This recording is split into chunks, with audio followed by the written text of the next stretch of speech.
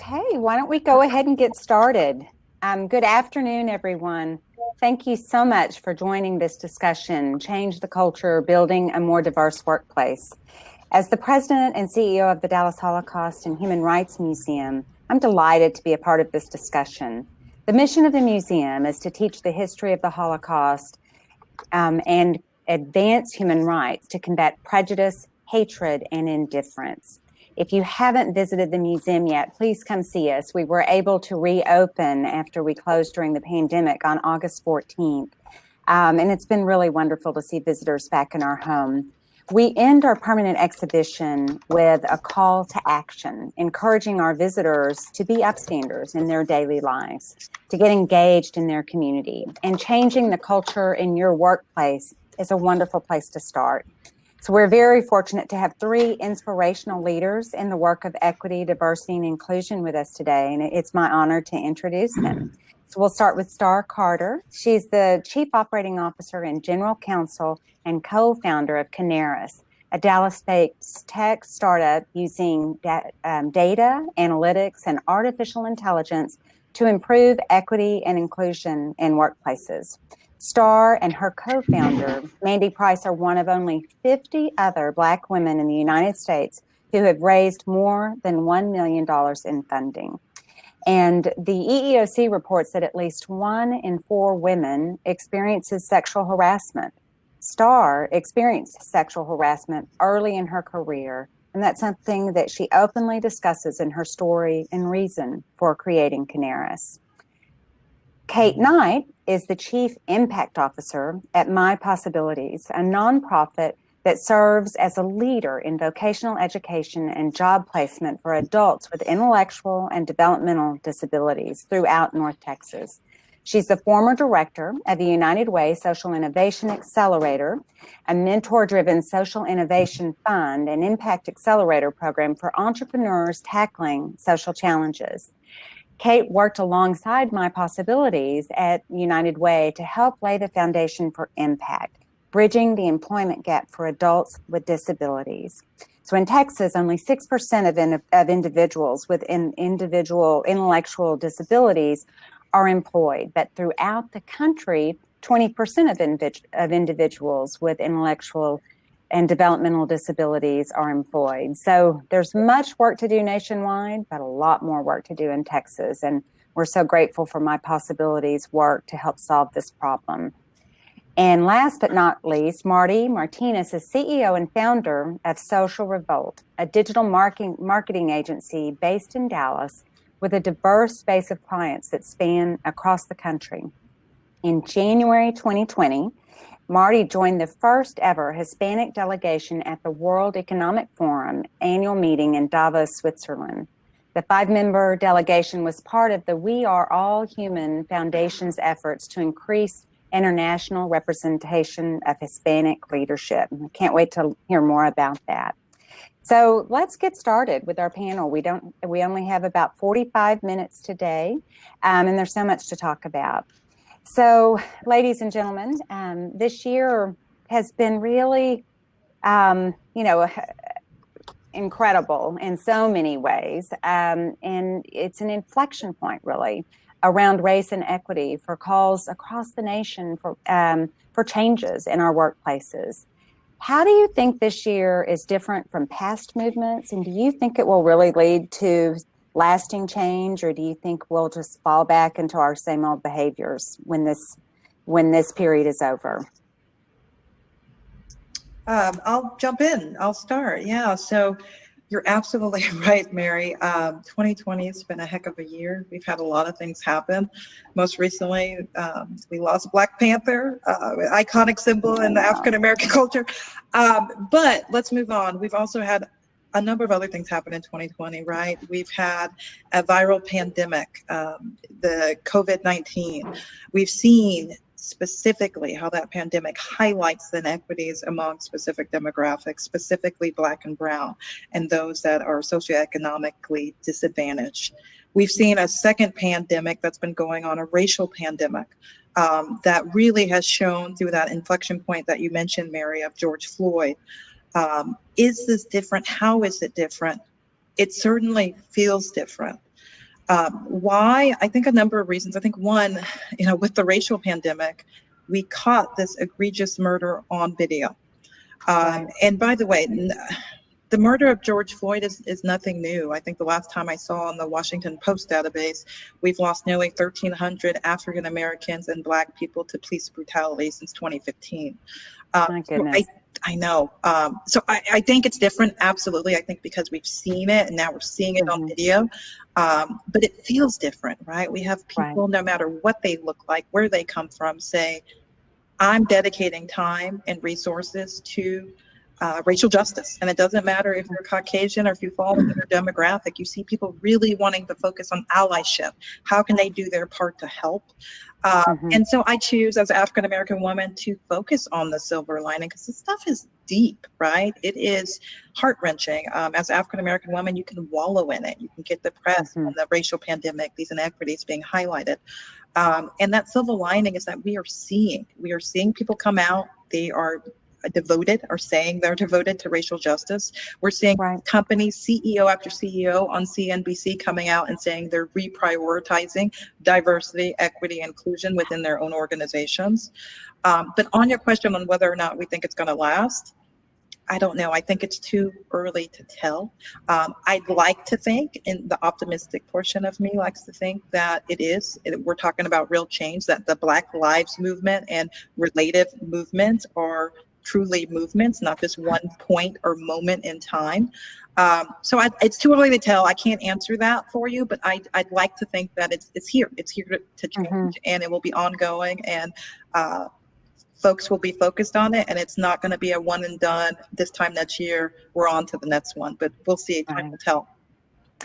Star, at the museum right now, we have a special exhibition up about the civil rights movement in the 1960s, and it does feel like this might be the next big movement that we can, if we can hang on and really demand change. Kate and Marty, what are you thinking? Do you think that this is something that will have lasting legs, or do you think this is another, blip, and that we'll pay attention to something else next year? Well, I definitely think it's been a pivotal point in our history for something like this to happen, and I think of this as a spark that has the opportunity to be an even larger flame. But the flame really kind of relies on the people. I think it's up to employees that work at these companies to then stand up and say, hey, what are we doing within our own organizations? Because it's one thing to read the headlines and you hear what Facebook is doing and you hear what Google is doing and all these big organizations, but in the advocacy world, change happens on the ground level. And there's nothing that we can do to impact these large Fortune 100, Fortune 500, but where the change really happens is really within the ecosystems in which we represent. I think Dallas Startup Week is a great example of that. I think this movement can be a catalyst for change, but it's up to us to take a stand and empower everyone who's tuning in and people that will watch this throughout the week. Is that at the end of the day, change has to come from within us. And I think if we go to the people that run these brands and these organizations and we say, hey, like, this is great, now's our time, but how exactly are we going to do this so that it's not a fad? Because that would be a really missed opportunity if we're not talking about this next year. We're talking about it in years after that. So I'm an optimist. But I also know it's going to take a lot of work to be done. But it's up to the people. We have to hold our elected officials. We have to hold, our bosses. Kind of hold their feet to the fire to ensure that these lasting changes are sort of they kind of go out throughout every organization. I agree with Marty that the only way things change is if we keep ourselves accountable every day, and that each of us is staying aware and staying committed. And it is easy for big companies to make pledges and make statements today, but it's not those statements that's going to make a difference. It's the the internal practices and internal, day-to-day culture that's going to make that change. I think we lost Mary Pat. She went back to her vacation. There she is. There we go. Welcome back, Mary Pat.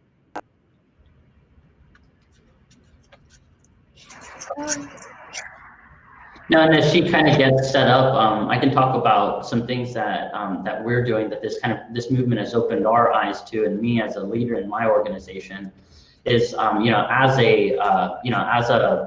a child born of immigrants, I often found myself in rooms where I felt a little bit like the outcast, right? It's that sort of imposter syndrome that exists, that I think many people of color, they experience throughout their career. And one thing that we've been discussing within our own organization is how can we be more intentional and inclusive with our hiring practices? And I've been spending a lot of time with mentees and learning a little bit more about what their goals and ambitions are. And I'm intentionally going out, and I intentionally want to hire those people that come from those marginalized communities and give them opportunities that I wish I had at that age. And I think that's incredibly important because it's life-changing. I attribute a lot of the success in my career to people seeing something in me and just giving me an opportunity and opening a door where there wasn't once a door, where I didn't even know a door existed. But then, and it's not just opening the door. One of my mentors, I feel so lucky to be his mentee, because he's really showed me a lot through his actions of the importance of mentoring, and I'm a product of that. And he says this all the time. He has a pull up.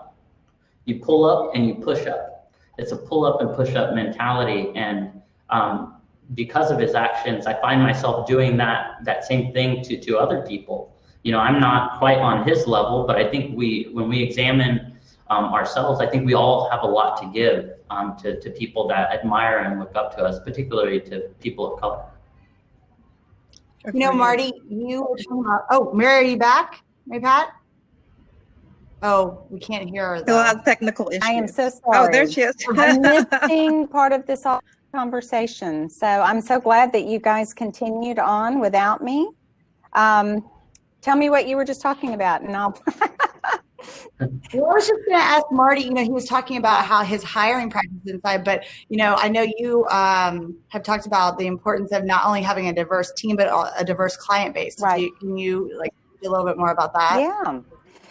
So I would love to know, Kate, what, I think people's eyes are attuned to issues of racial equity, but I don't know that we're heightened to thinking about equity for people with intellectual and developmental disabilities. So are you seeing them being included in this conversation?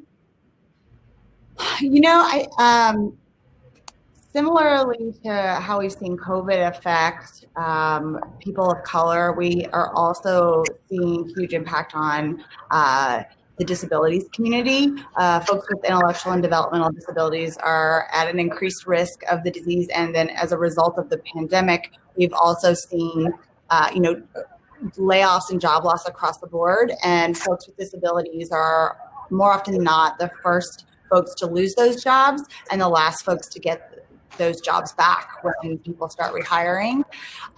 So we are absolutely seeing impact of this year on our community. And, I think while the conversation that's happening around racial equity in this country is absolutely essential, it must happen. It must happen now. That conversation includes adults with disabilities that are people of color that are in that group that will probably be the last. So, we are at My Possibility for just here to advocate for that whole group and to really help prove the value of an inclusive employment community for everyone, whether that's race or your mental ability or whatever that may be. Kate, I think you make a really, I'm sorry, Oh, Mary go Pat. I was ahead. just going Go to ahead, say Star. real quickly, I think Kate makes a really good point. I mean, a lot of what we do at Canaries is help companies measure inclusion and benchmark how they're doing over time. And one of the big things we always talk about is this concept of intersectionality. People tend to think of demographics in specific silos.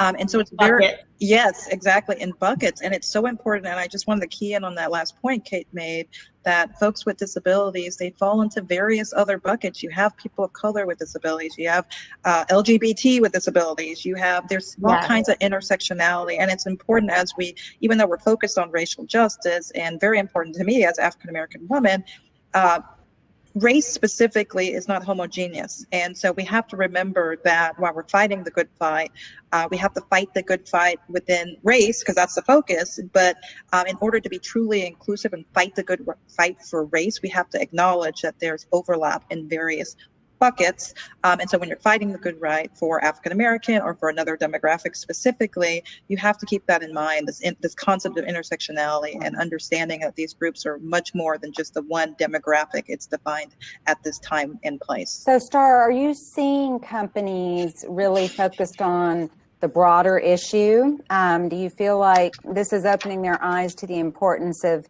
diversity and equity for all different types of people right now? Yeah, so yes, the short answer is yes. Luckily, it's been this impetus of racial justice that is allowing companies to come forward and say, we are going to reprioritize. It's some of what Marty was talking about. Companies and CEOs coming forward saying, we hear you on racial justice. We're making those statements. We're making those donations, right? Mm-hmm. Which are all super important. I do not want to devalue that. But we say the same thing at Canaries. We say, that's great. That's step one. And every company should be doing that. And, by the way, we've written resources and things so employees can write letters to their CEOs asking them to make a statement in our resources.canaries.com website. But step two is, okay, now what are you going to do? What are your actions? What are you doing within your own organization, right, to further prove what you're saying and your devotion to racial justice, especially because workplace equity is such a large component of the inequities that exist across society. Right. And you could start anywhere. You could start in education, the prison system, et cetera. But our focus at Canaries is workplace specifically. And so what are they doing? And so we're seeing companies come out, be more bold, be willing to listen. We're able to use different terms like anti-racist. If we had said that a year ago, a company would be like, oh, bye, we don't have time to talk to you. You're scaring us. That's and right. We're seeing employees feel like they're empowered, right? They can come in, they can say, I want to talk about diversity and inclusion. I want to talk about having an anti-racist policy. I want to do this and that. So the conversations are much different. I think a lot of that has led to our inbound leads increasing like fourfold. And Canaries, we've heard about you. We want to hear about how you help companies. So the conversation's different. It's bolder, and we're excited and enlightened and optimistic about the changes that could happen as a result of that. So, Kate, I'm curious because I know you said that oftentimes, when people are cutting workforce, the first people to go are the people with disabilities. Are you seeing companies engage and want to talk about bringing on support through impact? And when you do, how do you talk to them about why it's beneficial?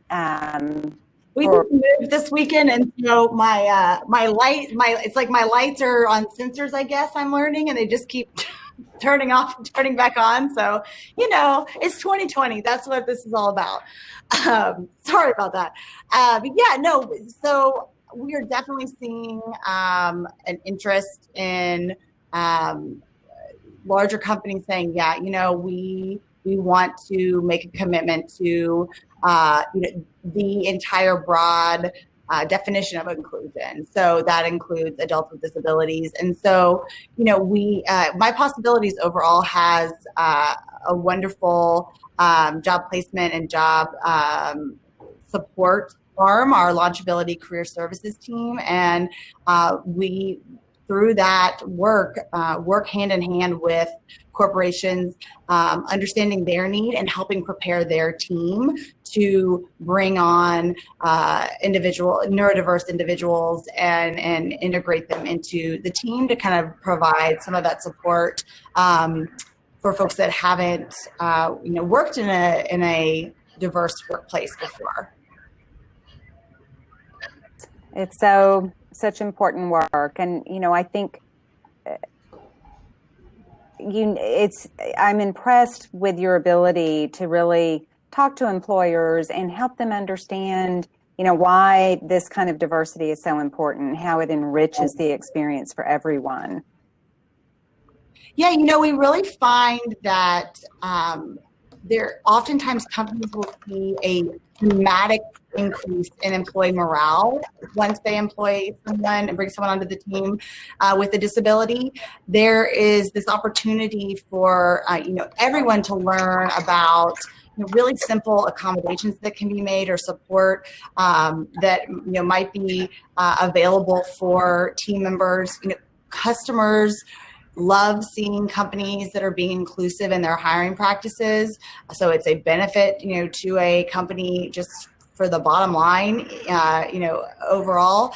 And, it is shown that adults with disabilities that are hired are some of the most loyal, dedicated employees, and it reduces turnover within the company over time. So, all in all, there's only upsides to including having a neurodiverse workforce and having an inclusive workforce all around. Absolutely. So I want to pivot to Marty. When my internet was acting up, did you talk about your experience in Davos at the World Economic Forum? Okay, cool. I'm excited to hear about that, and really interested in your thoughts about why it's so important to have diverse representation in leadership at major forums like that. Well, I think because the world is very diverse, and I think it's important to have representation from all sides, whether it's African Americans, whether it's Asians, Indians, or people of Hispanic descent. And I feel fortunate to have been invited on the global stage of the World Economic Forum to be an advocate for the Hispanic community, because we're a large force to be reckoned with. Represent 18% of the population, a considerable amount of GDP. And one thing that I'm very passionate about is growing up, I honestly always felt like I was inferior to everybody else. I went to a really good school, but it was largely white in the suburbs, and I convinced my parents at the 8th grade to go take a mortgage out in a neighborhood that we could barely afford, because I saw the value and what it meant for me to go to a better school. And the 8th grade, I just had this feeling that if I wasn't around the right people, I was going to end up like the wrong people. Yeah. And I feel so fortunate to, my parents sort of trusted me and took that action. But when I was younger, I always felt a little inferior compared to everybody else, because everyone else, they came from a very affluent family. Their parents' alma mater were, this college or that college, and born in a family of 6. I was the first in my family to graduate high school. And I tell people all the time that I knew more people that that went to prison than graduated high school. Right. And this topic is particularly important to me because as I got older, I started looking at me being a child born of immigrants completely differently. I viewed it as I got older, that in fact was my superpower. Because it's where I get my drive and my work ethic, and which makes me, I feel like an unstoppable force. Yeah. And on the contrary, when I used to look at it as a negative, now I view that as like that's my ace in the hole. and as I progressed through my career here in Dallas, I tell people, for whatever reason, I moved to Dallas, I was in Uptown, and just my circles were not very diverse just because of where I was. Yeah.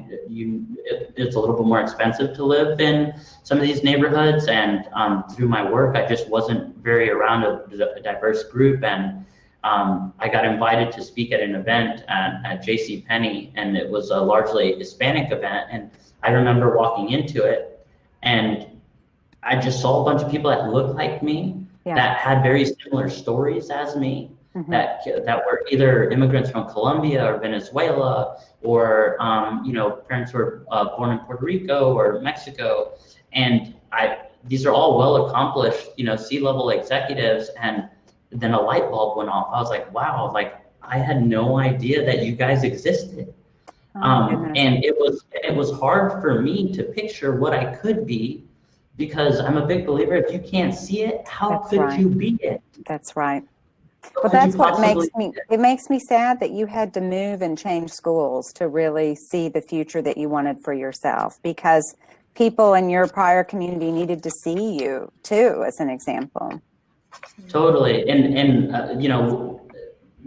my trip to Davos, it happened very serendipitously.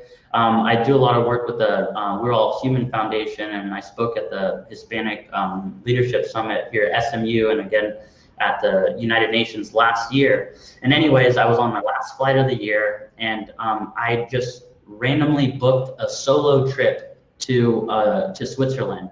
I literally booked that trip because I hadn't booked literally a vacation since I started the company, and it was like the last half of December, and I was like, I'm just gonna book it.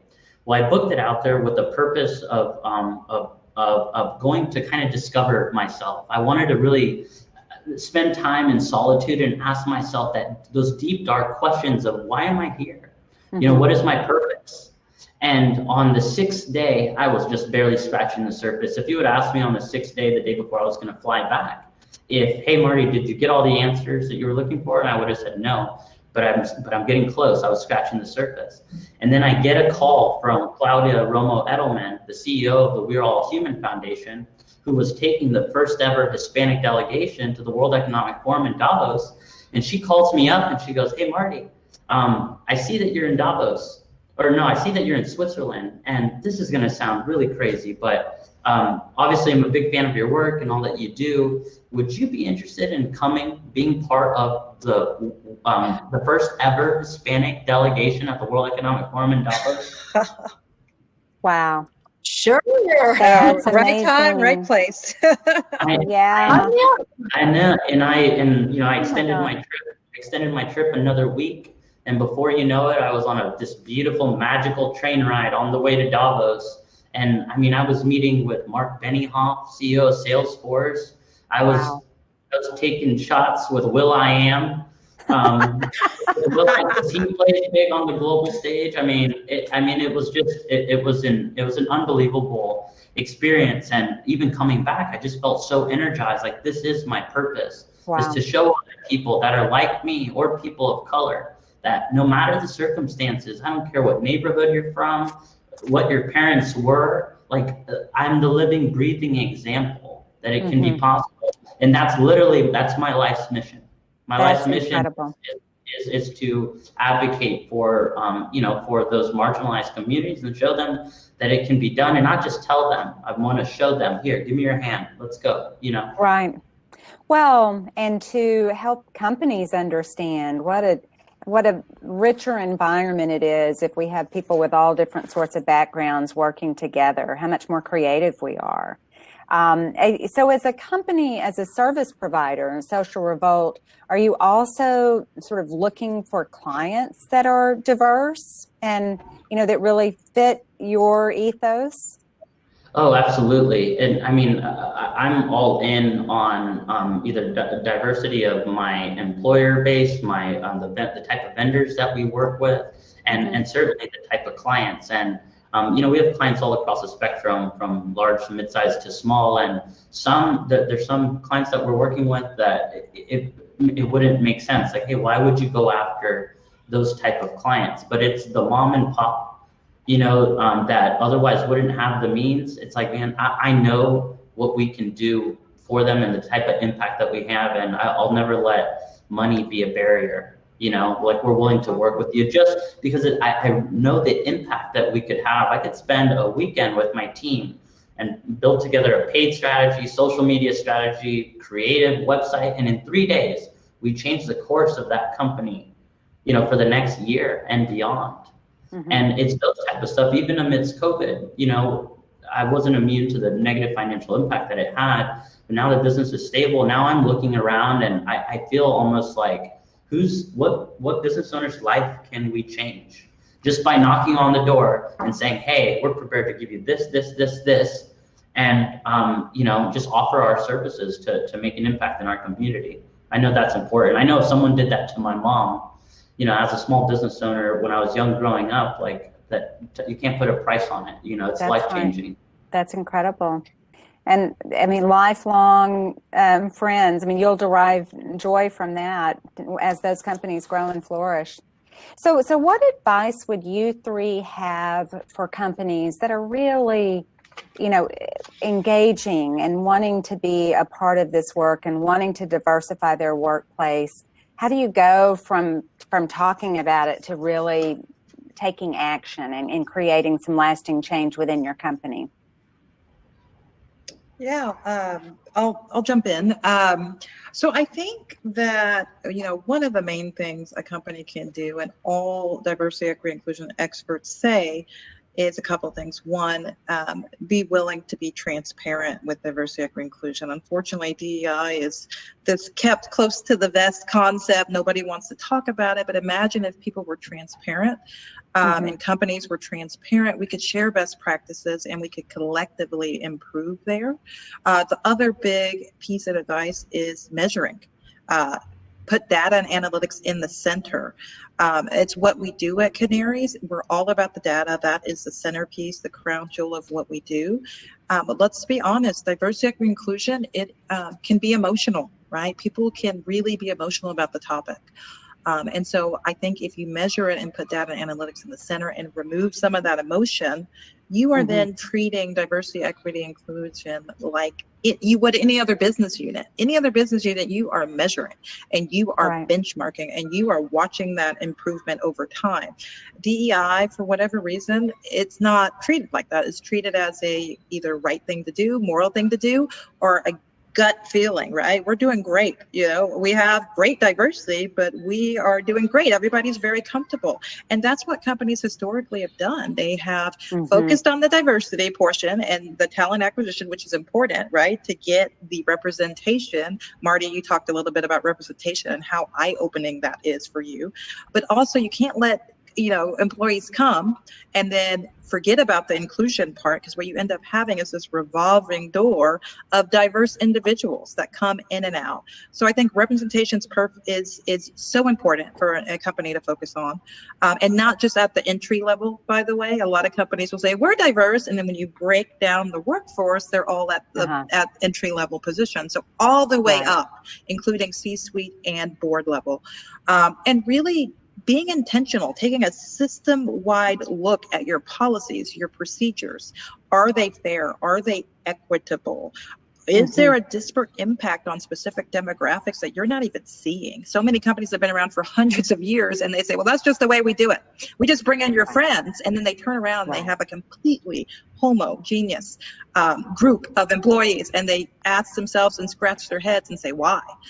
So, these informal referral networks can have a disparate impact on specific demographics.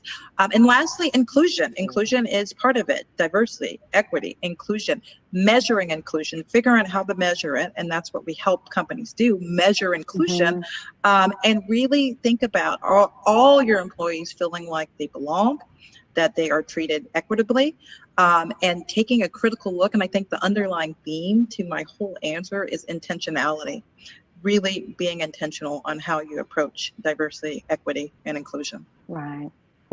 And go ahead, Kate. Sorry. I think right hand in hand with intentionality is coming into that intentionality with sort of a humbleness and open heart to learning and saying, okay, there's a lot to be discovered here. There's a lot here to learn.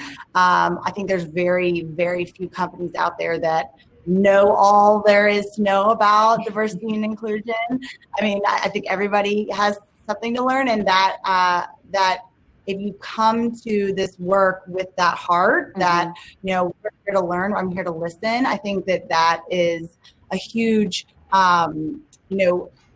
component of success, of being able to be successful, because you're listening to your employees, you're listening to folks like Star who are experts in this area. You're being open to making change within your organization and seeing those opportunities to learn. And I think when it comes to looking at inclusion of people with physical and intellectual disabilities, I think it's not being afraid of something that's different and that's unknown, and that making assumptions about how it might work rather than listening and learning, because some of these accommodations that might be needed for a person with a disability to do their job are so simple little things that are not a challenge. Maybe it's a larger keyboard, or maybe it's just increased communication around changes in schedule. Like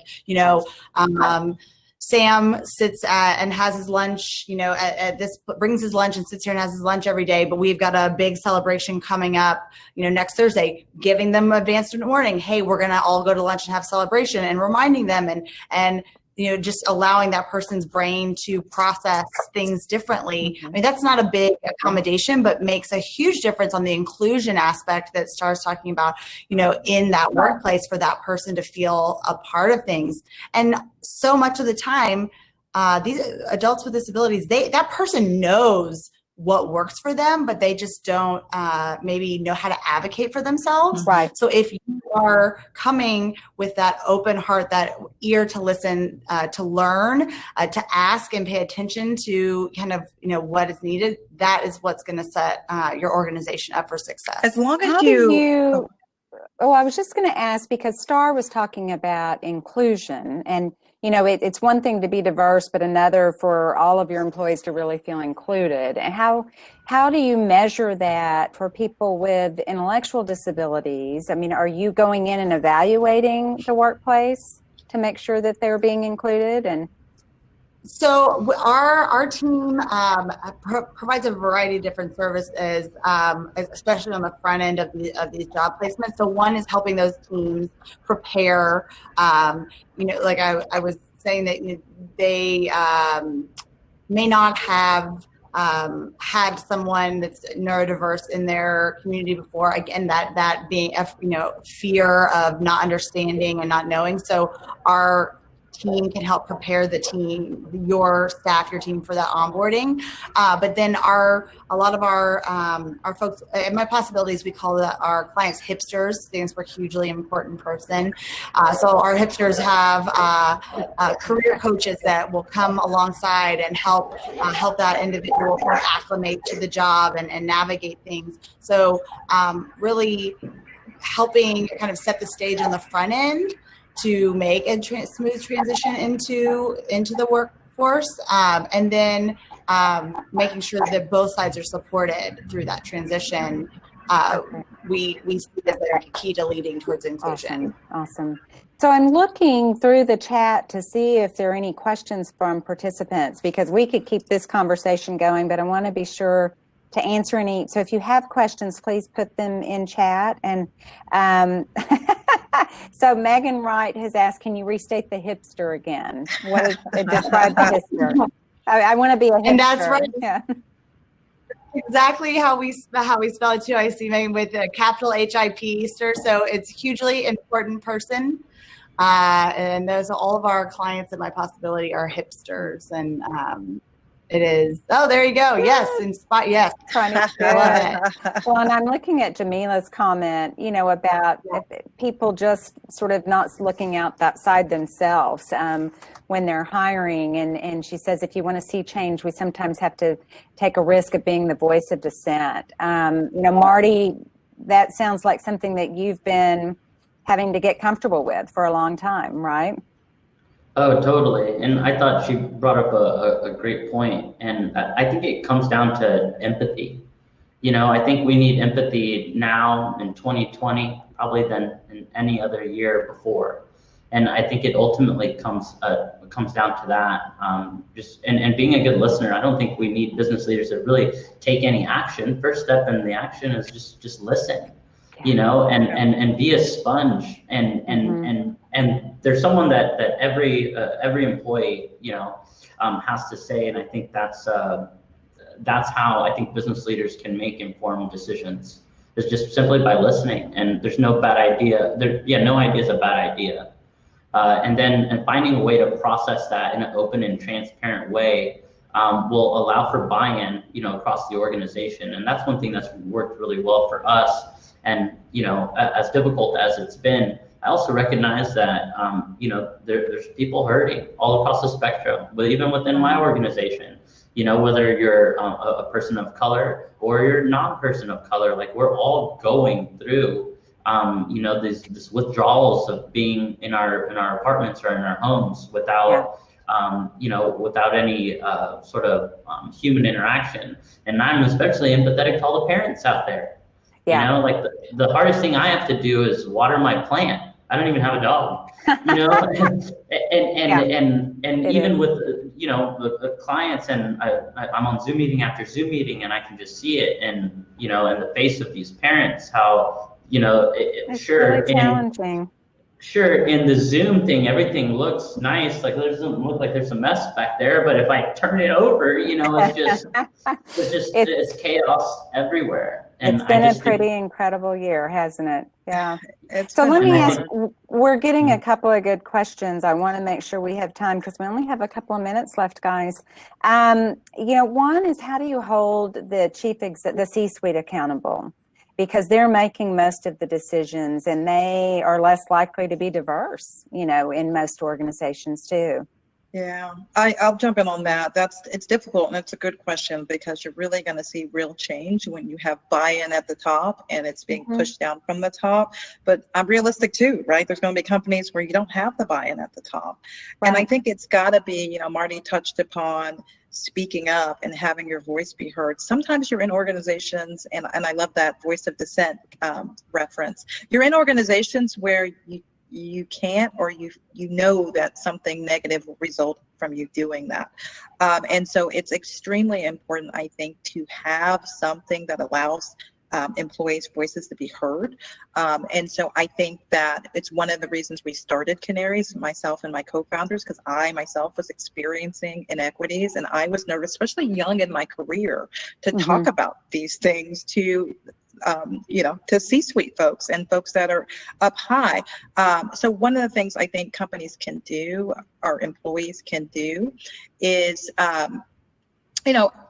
ask questions, bring up the importance of DEI, make it very clear as a group, if you have an affinity group, if you have groups of employees, to your C-suite, that this needs to be prioritized. And I will say, because of everything that's going on, a lot of employees are feeling more emboldened. They feel like they're empowered to say these things where they might not have before, and demand these things, and demand, if they don't already do assessments, which is our bread and butter at Canaries, really getting the employee perception of how things are going in DEI and having their voice be heard. Do these assessments. Have your C-suite folks do assessments. Ask them to ask what their employees are feeling. Give them a platform to talk about DEI and how they perceive everything that's going on, and their issues like COVID and kids and things like that. So it's and I would say now is unfortunately we have run out of time. But it goes so quickly. 45 minutes isn't enough time to talk about this, but I want to thank Star and Kate and Marty. Thank you for being part of this. Thank you for being such inspirational leaders. And for those of you listening, speak up and help your company realize that we all grow so much through empathy and through being around people with different life experiences. And you have a voice, and you have the right to ask for change and demand it. And I think your C-suite, hopefully will want that, and will want help figuring out how to get there. For the next generation, for Star's next generation, right? Speaking of COVID, I have my little visitors coming in. Real life, on camera. Okay, thank you. Guys, I want to invite you all to come visit me at the museum, and I'd love to continue this conversation. You're awesome. Thank you. And the museum is awesome. I've seen the museum firsthand, so let me piggyback off Mary Pat and say go visit if you haven't. It's Thank you. beautiful. Thank you, you, Mary guys. Pat. Thank you, guys. Bye-bye. Thank you so much. Thank This you. is a Appreciate delight. it. Bye-bye. Bye-bye. Bye.